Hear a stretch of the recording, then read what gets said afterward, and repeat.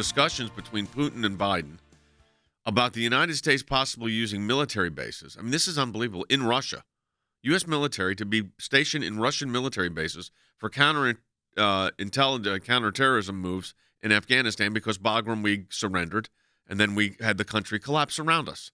And this is like, could you imagine, like I said, if Donald Trump would have done this? They'd be calling for, I can't even imagine what they would be calling for. But I want to play for you some sound. This is from Secretary of Defense Austin, as well as Senator Deb Fischer from Nebraska. Take a listen to this. It's being reported right now that the Biden administration reached out to Russia about using Russian bases in the Central Asian nations bordering Afghanistan to the north for our strike assets to fly out of for the over-the-horizon counterterrorism missions. Is that true?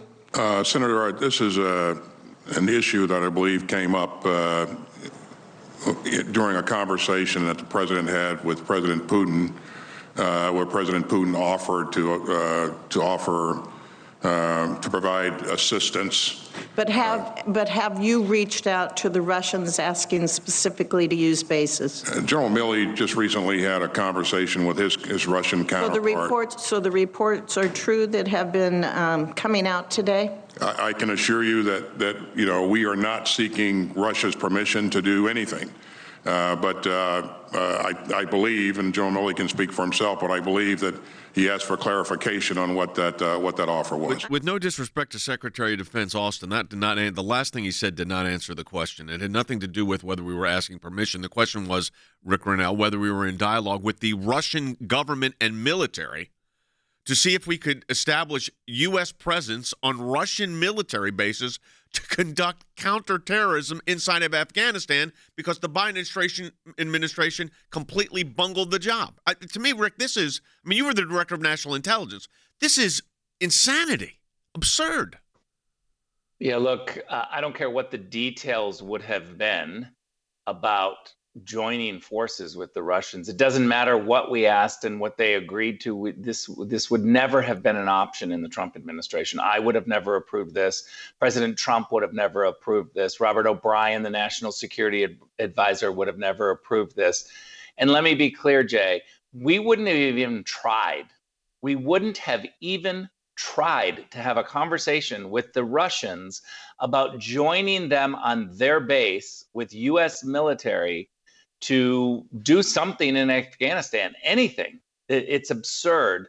It's also an admission, let's be very clear. It's an admission that we didn't know that it would be so bad. The U.S. military leadership, the political leadership, did not know that it would be so chaotic closing Bagram that they were scrambling to figure out, okay, who's still there and who can we join? And it's just a signal that the political leadership at the Pentagon and at the White House have really messed this up, and they're scrambling to cover their tracks. Some of the military, Rick, is defending themselves, and, General Milley said he was not consulted until August 25th, after Kabul had already fallen. But listen to this also. This is General Milley. I mean, they're covering look, they got to cover themselves here. This is Bite 20. We must remember that the Taliban was and remains a terrorist organization, and they still have not broken ties with Al-Qaeda. I have no illusions who we are dealing with.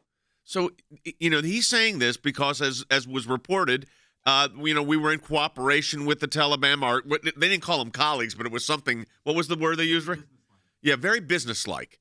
Very businesslike terrorist organization. So put that on top of what we're talking about now, that we were going to utilize Russian military bases possibly as a counterintelligence, counter-terrorism move inside of Afghanistan. And it tells me that this was a complete, not only blunder, but would have put American military assets and our technology at tremendous risk. Oh, for sure. I mean, I don't think a single person in the intelligence community, career officials or political people, would have approved this during the Trump administration. I highly doubt any career people are saying that this is a good idea. We have intelligence officials who constantly leak on the Russia team every little detail. And I'd like to know from the political leadership what they were briefed on by the career officials for this idea, because I can guarantee you they were briefed that it wasn't a good idea. Let me also just add one thing here, Jay. The Milley admission that the Taliban is still a terrorist organization really is a troubling point when you see that this is the group of people that handed over to the Taliban a list of American names to help. I know.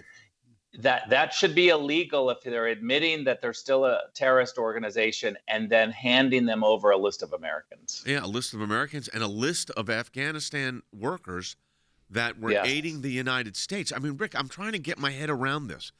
What were they thinking? Well, of course, we gave up control of the airport in Kabul. That was a big mistake. We gave up Bagram. That was a huge mistake. We drew down without having the necessary checkoffs. That was a big mistake. But then, as you just said, the idea that we would give a list of Americans and Afghanis that were helping the United States to the Taliban so they could get through the checkpoints.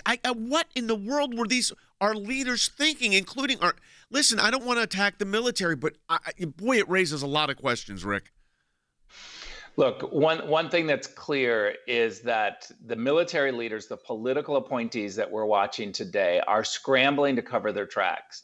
They are not going to be forced to resign by Joe Biden.